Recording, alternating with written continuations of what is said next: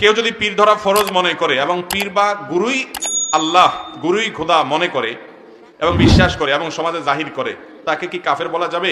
যদি সে কাফের হয় তাহলে তার জানাজা দেওয়া যায় যাচ্ছে কিনা? আল্লাহ মাফ করুন, আমাদের দেশে ওই যে ফকির যারা নিজেদেরকে বলেন এবং বাউল হিসাবে নিজেদেরকে যারা পরিচয় করেন, এই মানুষগুলোর ভিতরে অনেকেই, তাদের অনেকগুলো গান আছে যে গানগুলোর খোলাসা হলো তারা গুরুকে শুধুমাত্র আল্লাহ রাব্বুল আলামিনের সাথে তুলনাই করে না, বরং কোনো কোনো ক্ষেত্রে আল্লাহর উপরে উঠাই দেয়, নাউজুবিল্লাহ।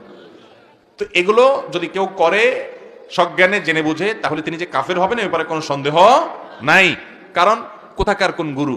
আরে গুরু তো দিন শেষে একটা মানুষ, সে তো আল্লাহর গোলাম। গোলাম কিভাবে মালিকের সমান হয়? অতএব তাকে আল্লাহর সমকক্ষ মনে করা এটা কুফরি, এর কারণে ঈমান চলে যাবে। যদি কেউ এরকম বেঈমান হয় তাহলে তার জানাজা পড়া যাবে।